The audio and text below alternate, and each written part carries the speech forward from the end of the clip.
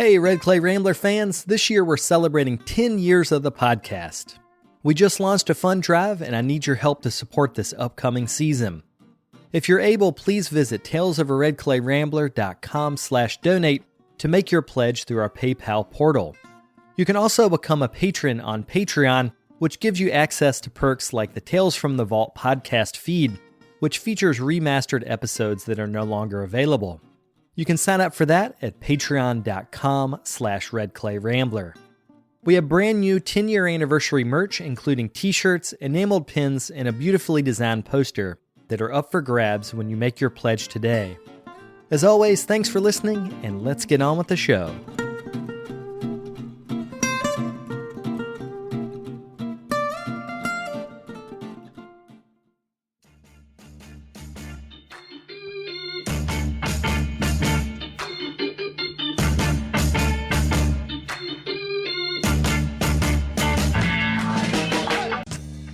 Welcome to the Tales of a Red Clay Rambler podcast, featuring interviews with culture makers from around the world. This is Ben Carter. I'm going to be your host.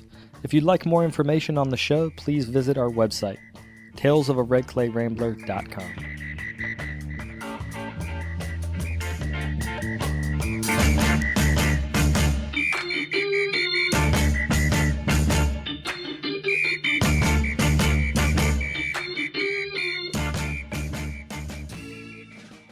Welcome back to episode 427 of the podcast. Thank you all for tuning in.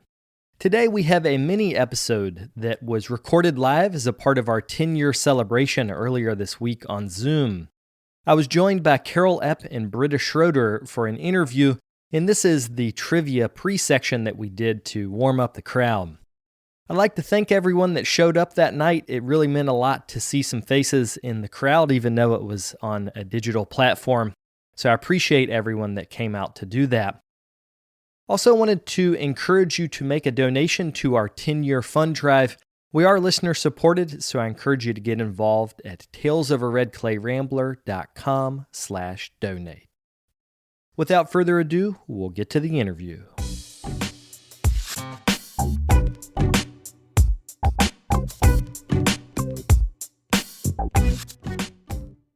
Now, on to question 2. Who was the first episode of the podcast?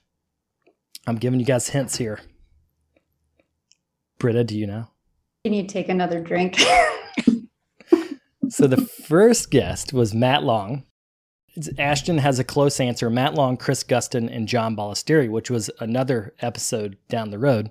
But this started in 2012 when Matt and I did an interview in a hotel somewhere in Kansas City. I think we were at the Kansas City in Sika, and that's how the podcast started. I was living in Shanghai and maybe it was Seattle, because I was curating a show about the 35th anniversary of the Pottery Workshop and had come back and did the first interview.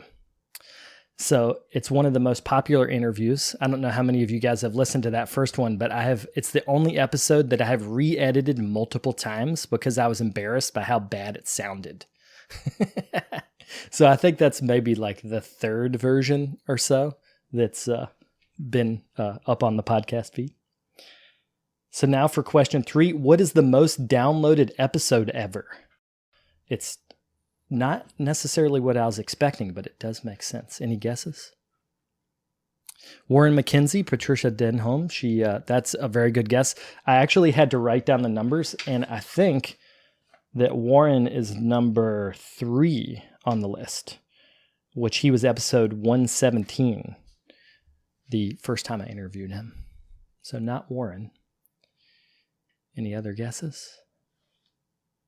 This is a lot like teaching high school. It's like I'm looking at a Zoom and I'm asking questions, and I feel like this is what the pandemic must have been like for teachers, if we have any teachers here. So the number 1 downloaded episode is Matt Metz and Brian Jones, and that was episode 177, and that has 8,800 downloads. So that's kind of a good example of a podcast that when it was popular when it was released, but people keep going back to that one again and again. And I'm always pleased by how many people talk about that sometimes they'll listen to an episode 2 or 3 times because they're trying to get something from it. And that one, Matt Metz talks about essentially going into his subconscious to develop form language and decorative language on his work. It's a really interesting one, and it's a double episode actually. So it is also featuring Brian Jones when he relaunched his podcast, which was back in 2000. I think that one came from 2017. So the next question is, what do you guys think is the longest episode ever recorded? This one also is maybe a stumper, but I do have to give you guys a hint that there are multiple episodes that have 2 parts. So it's one of the 2-part episodes. Carol, you look like, are you Googling, Carol? You're cheating, aren't you? I am only looking at the episode guide. It's not like you would give me the answers. I'm really surprised I'm the only one doing that. Thanks for pointing it out. That's why people turn their video off, so that they can cheat and not get caught. They're Googling as fast as they can. They're way smarter than I am. It was multiple people. It wasn't like a panel. No, it was just one person. Um. And it was early. Adam Field guessed his episode close, buddy. Oh, Adam, you wish. No, Adam was an early 2-parter. We recorded that in 2013, I believe. And I don't think that was quite the longest, but it was a little bit earlier than that. It was actually in the first season. And it was the interview that I did with Takeshi Yasuda. So I don't know if you guys remember that. He is a really established potter that lives in China. He's Japanese, used to split time between, I guess he still does, between the UK and Jingdezhen. And we did a 2-parter at a symposium. And it was interesting because that was the first time I realized that if you put a microphone in front of people, they're going to tell you intimate details. And I was not expecting that. So if you listen to it, he actually talks a lot about his life path and working in Mashiko and what that was like in the 60s. But as he goes farther, he talked about moving to the UK and how he dealt with some depression and feeling really kind of disconnected from the people around him. And to have who I think is one of the best potters in the world talk to me about his mental state, it was interesting. So Maud put in the chat, Takeshi likes to talk. That is so true, Maud. I think we have a special guest here. Let's see. Yay! Oh my goodness. So this is our special guest. This is Zosha. And Zosha's like 7 months old. She's like, what? She is so cute. Those cheeks. I can see those rosy cheeks from here. I know. She does have really rosy cheeks. Of course, I kind of have rosy cheeks too. Do we get to see Melissa too, or is she hiding? Yeah. They're asking for you too. Hi. Hello, everyone. That's Melissa, my wife, and you guys probably know her because she has been on episode 400 recently, and we actually talked about, you were, I think, 8 months pregnant at the time, maybe. That's right. Yeah. And now Zosha, that was 8 months ago, because now she's seven months old, and she really likes the foam on the microphones here. She's about to go to bed. So one of the reasons we wanted to have her as a special guest is because her nursery is right behind me, so we might hear her throughout the evening. She's very, very cute. Congratulations to both of you. Yes, thank you. Yeah. She's a little confused by computer screens, although she does like to FaceTime with my mom and my dad, who my mom's on the call tonight, and she knows my mom's voice. So when my mom talks, she smiles and like gets animated, which is cool to see. So we were talking about Takeshi Yasuda.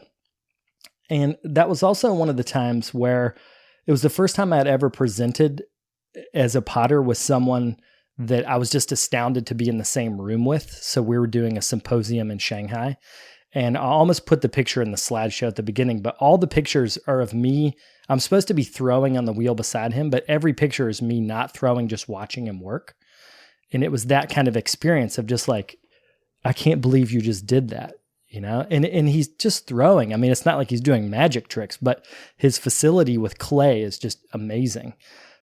I think there's a video on YouTube of him making handles, and he does this thing where he'll make like 100 handles, and they're all different. And then he would be putting them on his pots. And I've learned so much for his sort of adventurous spirit in the way that he works. So definitely check him out. And he's probably episode 6 or 7, really early in the show's history.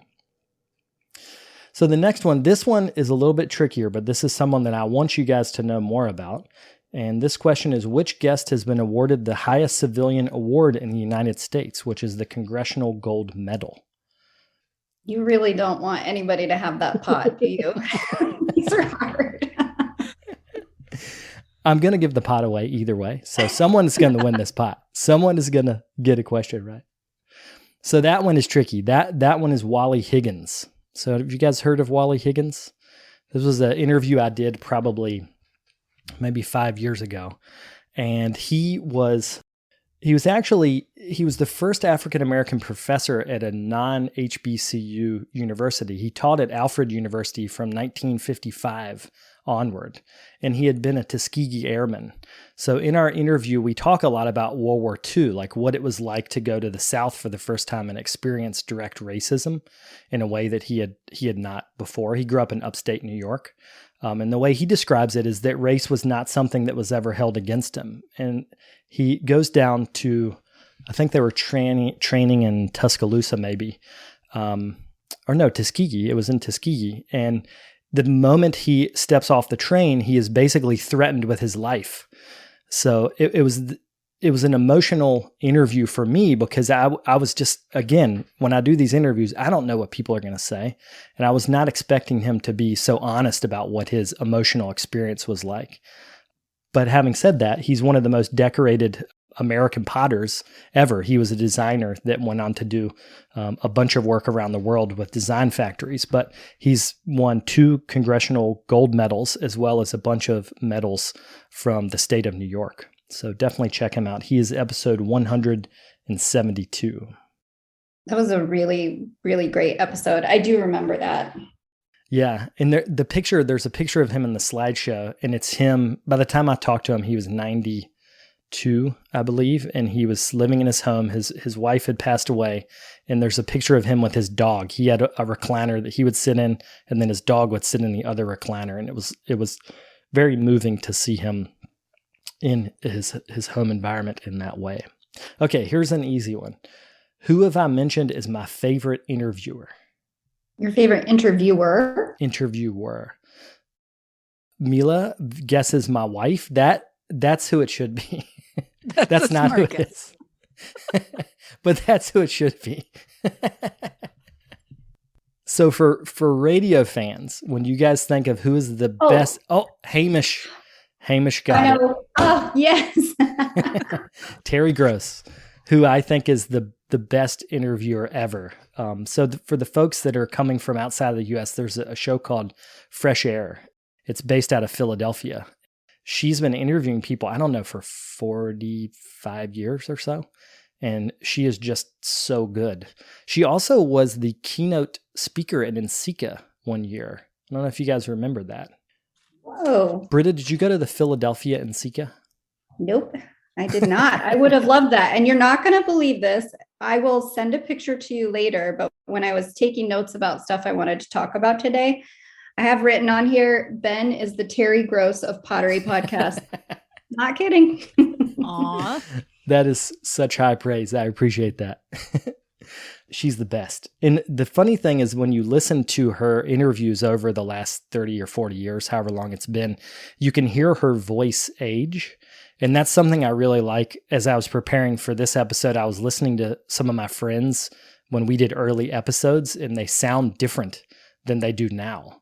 So there's something nice about the podcast process capturing the way voices change. I think it's really beautiful how voices age in the same way that other parts of us age. Well, I think that one of the things about Terry that's so great that you do as well is you ask really thoughtful questions and then you let the people talk. You're not really inserting yourself that much into the conversation. It's really letting them speak about themselves. And I think that's a talent that not everybody has. Well, thank you for that. That is just good editing. That is that is not always me being silent. I will take the compliment though, and I've gotten better at that over the years because I've had to listen to myself through the editing process, and it's very hard not to have affirmative language. So if Britt is talking to something to me and she said something I relate to, I might say uh-huh or sure or something affirmative. And in podcasting, that is so hard because it's what we do in real life, but it doesn't make for a good auditory experience. So half the editing process is taking all of that out. Then you're a very good editor. Thanks. We'll be right back after a quick word from our sponsors. This episode of the podcast is sponsored by Amico Brent. For the past 100 years, Amico Brent has been creating ceramic supplies for our community, ranging from underglazes to electric kilns, and they have no plans of slowing down. With over 3,000 products, Amico Brent's top priority is making sure that all of their customer needs are met. From the professional to the student and everyone in between, their high-quality materials enable you to make your best work. To learn more, check them out at amico.com or on Instagram and Facebook at Amico Brent. You can also show them how you use Amico by sharing your work online with the hashtag HowIAmico. Today's episode is brought to you by the Rosenfeld Collection of Functional Ceramic Art. The collection exists as an online resource for research and inspiration, featuring photos of thousands of objects made by over 800 artists. The images are high quality and can be used with no permission required, making them a great resource for students and teachers. To find out more, visit rosenfeldcollection.com.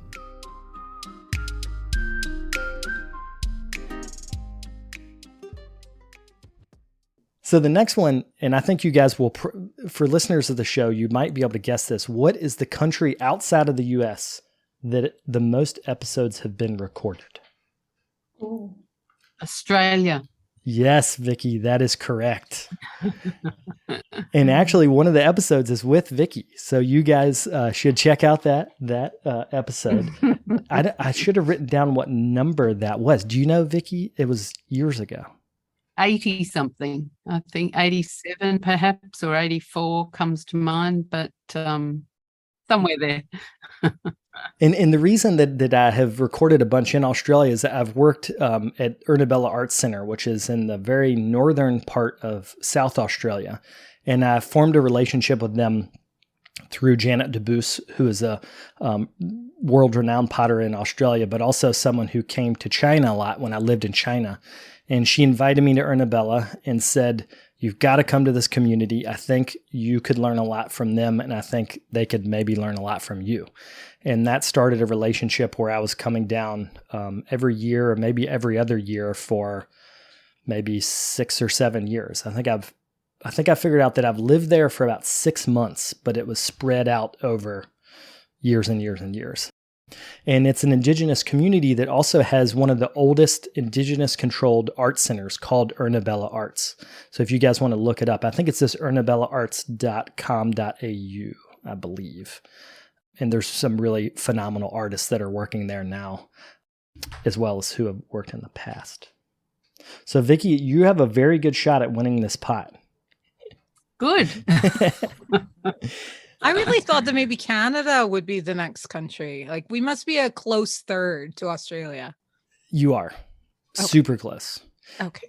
And largely that is because Carol helped me organize a cross-country tour of Canada. And that might have been the first, I cannot remember if that was the first themed week where I did like a Canada week. Because at that point, I started in Prince Edward Island where it had snowed 19 feet that year. And I think I was there in maybe March or something. So there was still like 6 to 8 foot amounts of snow, not snow drifts. Like that is what was left after everything had been melting. And then went to, I can't remember where all I went, but eventually. I think you did Halifax, Toronto, maybe. That's right. Saskatoon, and then Medicine Hat. I mean, it was really only a tour though, Ben, you have to admit, because Ben called me up and was like, I'm coming to Canada. I'm going to PEI. Is it anywhere near you? And I went, heavens no. It's the whole other side of the country. So you kind of had to hop, skip, and jump to get over here, which was perfect. It was awesome. I did. And like many dumb Americans, I was like, oh, Prince Edward Island, that's close to other parts of Canada. It's not. It's not close to anything except itself. In fact, I think it's like multiple hours to drive from Halifax if you can go across the bridge. So thank you, Carol, for helping me put that together. Thank you for doing it. So the next question, and we're almost done because I know you guys are probably tired of me asking you random questions. The Confederation Bridge. Thank you, Jackie, for putting that in the chat. So if you listen to every single Tales of a Red Clay Rambler in a row without sleeping, how long would that last? 7 days, Hamish guessed. It's not 7 days. It's more than that. Do you have a guess, Britta? I don't know, but I've been listening to it in my basement for 10 years now. I don't think it's 10 years back to back, though. Cole guessed 23 days. That's a little high, but that's close. Mila guessed 32 days. Adam, 650 hours. 17 days. Jackie Scott, you were so close. It is actually 18 days. I think Jackie wins that one. And I was trying to think of like random stats. Part of being a podcaster is that I really enjoy random data. So I'm not going to subject you guys to it. But a lot of times I look at my podcast server and I'll think like, how many people in Austria have listened to the podcast in the last year? And then I'll just be able to search and figure out like, oh, it's XYZ number. And I can search by even city. So in the US, I know that the West Coast loves Clay podcast in general, I think, because we have another podcaster, Paul Blaze, who's got a great podcast, The Potter's Cast, and he is based in the city that is outside of Portland, Vancouver, Washington, I believe. So definitely check his show out as well. And then this last one, I hope you guys will give me a good guess at this one. And that's if I had not started this podcast, what would I have been doing with all my free time over the last 10 years? And these are wrong answers only. This could go downhill so fast, Ben. Yeah, let's keep it clean, folks. But let's hear some wrong answers.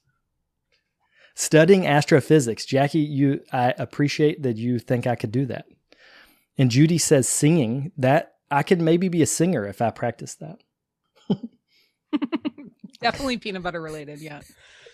Adam Field said eating out of a large bowl with peanut butter, which is true. I do love to eat all of my food out of a bowl. I'm not anti-plate. I'm just not really into using plates.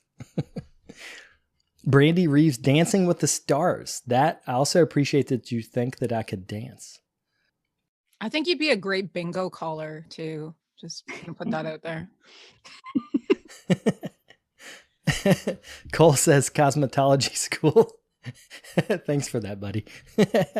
Cole is our assistant producer at the Brickyard Network. So you guys, if you listen to Brickyard Network shows, he's been helping with a lot of the back end of that. So I hope you guys will check out more of those.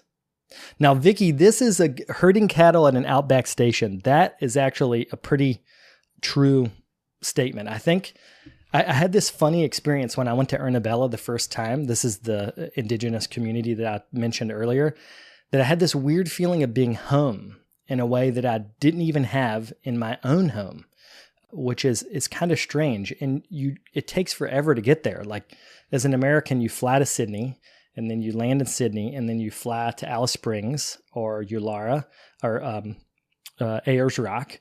And then you drive for hours and hours and hours on a dirt road. So it's funny. As soon as I got into that valley, I felt like I was coming home. So I think that's the good answer to end on, that I would probably be doing something in the Outback somewhere. So that's the trivia for this evening. I feel like that the winners of tonight's giveaway were Vicky and Jackie, who I believe is Canadian. So we have an Australian and a Canadian that won. I'm happy for Jackie to have the pot. It saves maybe a bit of postage. It's a long way to send it here, so I'm happy to give it to Jackie. Well, that's very generous. So Vicky, what I'm going to send you is I'm going to send you one of our T-shirts, which and actually Britta is wearing one, but this is our 10-year T-shirts. Fantastic.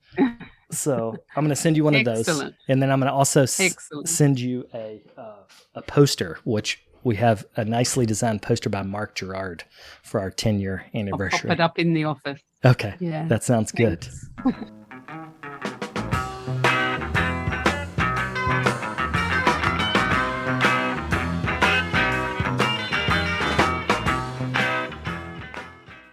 I'd like to thank Carol and Britta for being a part of this 10-year celebration, as well as Vicky Grima, who was one of the voices that you heard in the recording.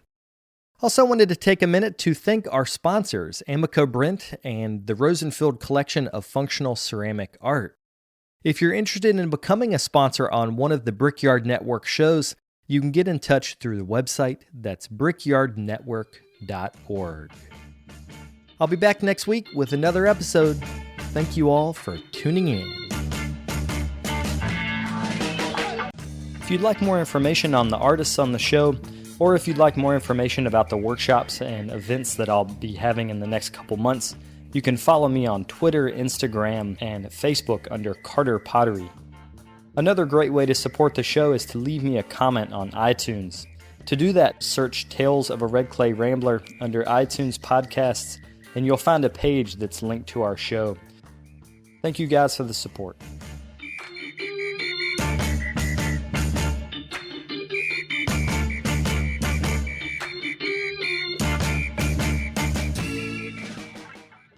We respectfully acknowledge and honor all Indigenous communities whose lands we reside on in the United States, and recognize that we are uninvited guests on the occupied, unceded, and ancestral lands of over 500 nations indigenous to North America. By acknowledging and reflecting upon the contemporary lived experiences and histories of the Indigenous peoples here and globally, we may begin to take essential steps towards creating a more equitable world. Learn more through the hashtag Honor Native Land initiative of the U.S. Department of Arts and Culture, and consider contributing to Indigenous-led organizations doing important work to further health and wellness, sovereignty, and self-determination of the first people of the lands you reside.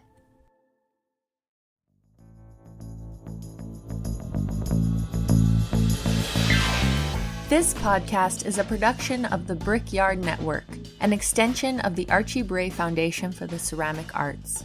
To find out more about our lineup of ceramic podcasts, visit brickyardnetwork.org.